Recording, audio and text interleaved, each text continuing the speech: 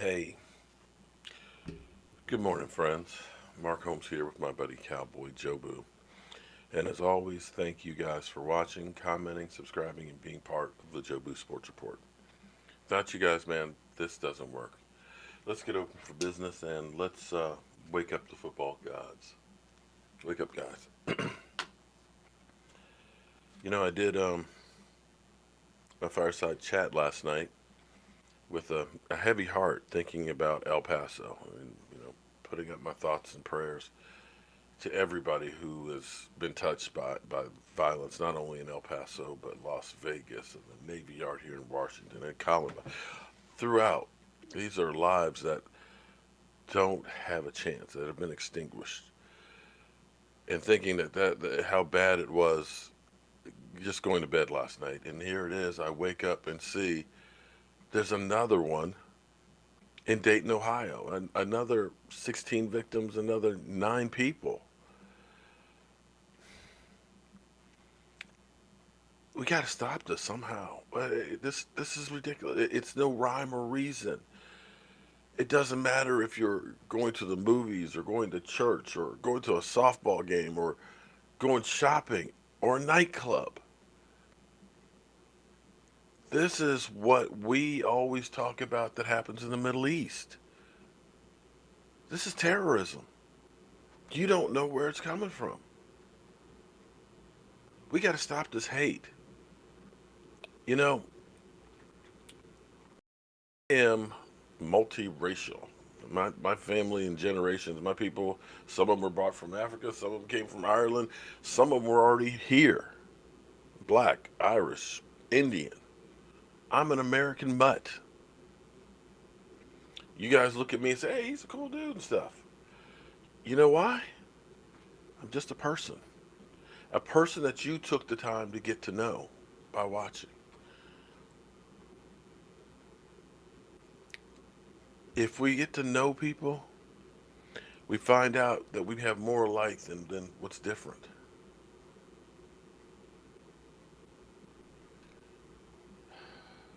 I'm just at a loss for words that there's always been hate. Don't get me wrong. There's always been hate. I grew up with people being first class integrated in my elementary school, being called nigger every day, being told go back to Africa, having punks, bullies, and things like that would say stuff. It's not any different than today. You still have the same attitudes and things, but the difference is we might get into a fight, we might get a bloody lip, but we would go home.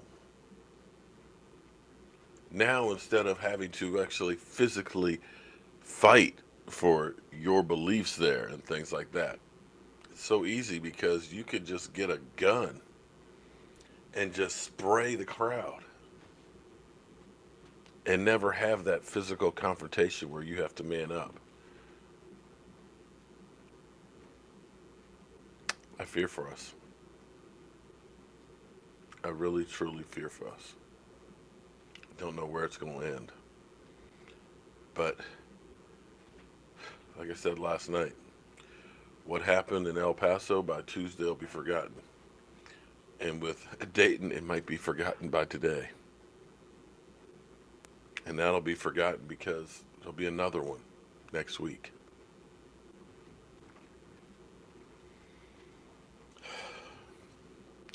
All right, here we are, guys. I did a video yesterday. Unfortunately, I forgot to put the mixer on and put it out to the blogosphere. Unfortunately, or fortunately, I'm always busy, and so I don't have time to go through and edit everything. So I put my thoughts out there, upload it, and I'm gone on to the next task. But what I was talking about is the Dallas Cowboys season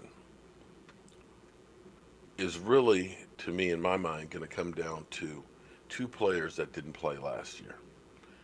It's those guys, Travis Frederick and Jason Witten, that will be the difference maker of whether or not we make it to the Super Bowl.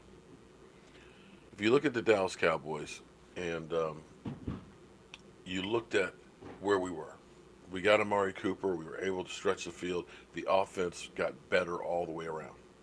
All the way around. We ended up able to open up things.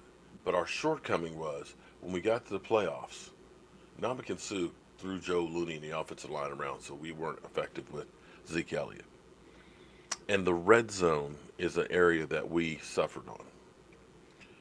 Jason Witten is old, he's slow, but he's got some of the surest hands out there as far as tight end goes. And speed was never his game. He has a way of finding the soft spot in defenses. And he's able to get open and catch the ball. And that can be the difference. Because make no mistake about it, we got 4 touchdowns by tight ends last year. 3 of them the last week of the season by Dalton Schultz. I'm sorry.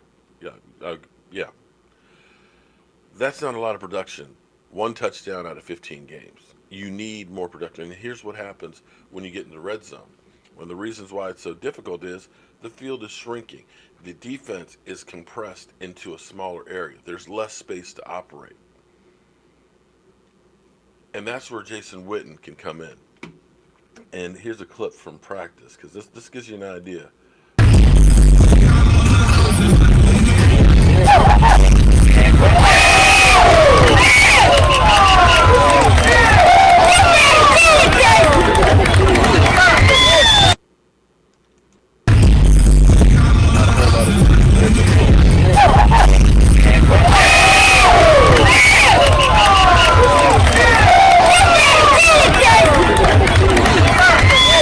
In the red zone, it can make all the difference in the world.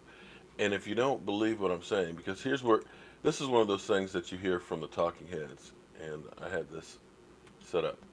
When you think about scoring points, what they always tell you is, well, the Dallas Cowboys, they're not built to score any points. They can't score any. They only average 21 points a game, which is true in totality.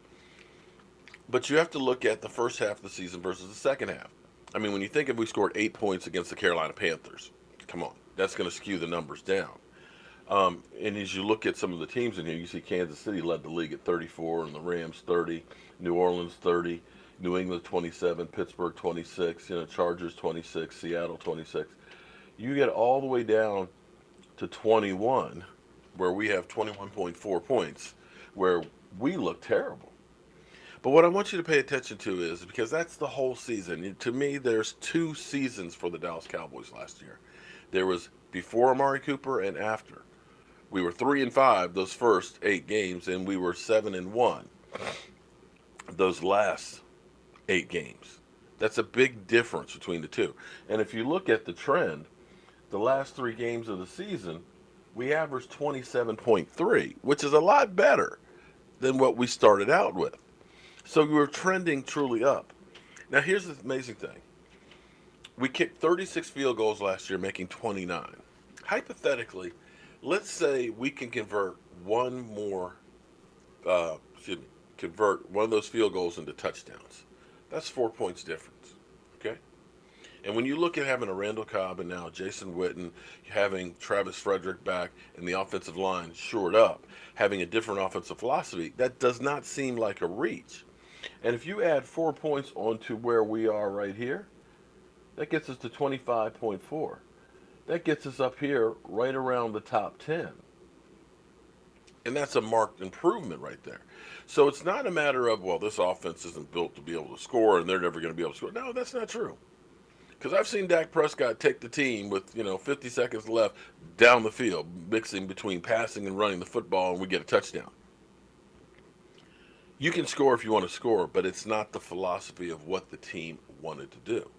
But I dare say that seeing what we're doing in practice, where we're doing multiple sets, we're 4 wideouts and things, where we're doing pre-snap motion, I think Kellen Moore's going to open up this offense a lot more, and realizing that Zeke Elliott is a commodity that is going to be having diminishing returns in the future, because it's the natural curve, the natural hyperbole of running backs. Is as they get older, they get less productive. So you want to try and preserve him for as long as possible and not run him till the wheels fall off. You're going to see more points from this offense. And person number 2, of course, is Travis Frederick. Joe Looney played fantastic last year. Not going into the season knowing that he was going to be a starter. But he's still not the field general that Travis Frederick was.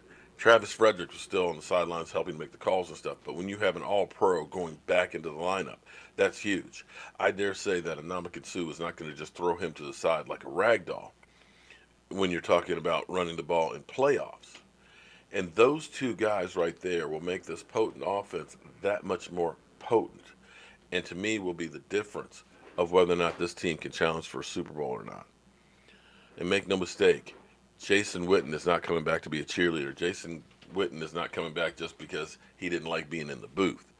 Jason Witten is a man on a mission to get that ring. And you can see in his working on the field and practice and things like that, his attitude, everything is laser focused on one thing and one thing only. I'm getting this ring before I get up out of here. All right, guys, I got some work I need to take care of and things I got to do. As always, I want to thank you guys for watching, commenting, subscribing, and guys, everyone, anybody out there, please, please